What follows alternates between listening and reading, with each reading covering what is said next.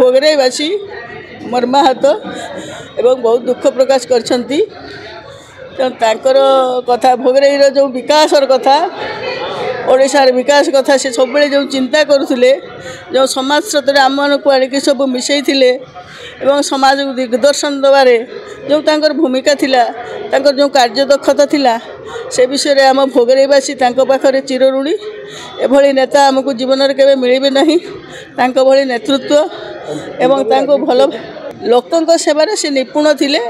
राजनीति तांकर सबुठु ऊर्ध्वरे थिला एवं लोकों सेवा किए आसिले किए क्वार्टर को आसिले किए खाइला रहिला किए केमती कौन कार कौन सुविधा असुविधा से समस्त कथा बुझुले। भोगराईवासी सुख दुखे से सब बेले चिंतित थिले।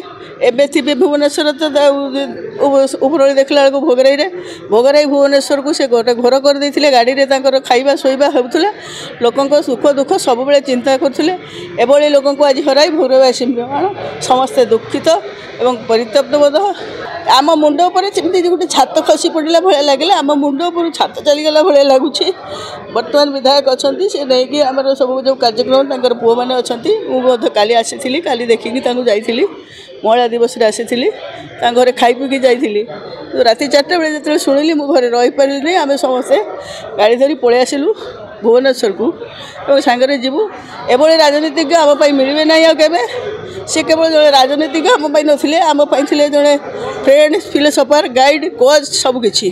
बिजु जनता दल वरिष्ठ नेता पूर्वतन मंत्री एवं चारि थर निर्वाचन जीति लोकप्रिय जननेता अनंत दासंकर आज अकाल वियोग रे मु तांको अमरात्मा प्रति गभीर श्रद्धांजलि अर्पण करुच्ची। तांकर समग्र जीवन तांको निर्वाचन मंडल आरंभ करी राज्यर विकास रे समर्पित थिला। मंत्री हिसाब रे अत्यंत दक्षतार सहित ओडिशा रे विभिन्न लोकाभिमुखी योजना रे से भागीदार होते एवं जीवनर शेष पर्यंत जनसेवा तांको जीवनर एकमात्र व्रत थिला। तांकर वियोग केवल बिजु जनता दल पाई नुह सारा राज्य पाई एक अपूरणीय क्षति। आज मो तांकर दिवंगत आत्मा प्रति श्रद्धांजलि बिजु जनता दल तरफ जणाइला बेले एतिकी आशा करी तांकर प्रदर्शित मार्ग तांकर चिंता चेतना आम समस्त को सबुदिन प्रेरित करू।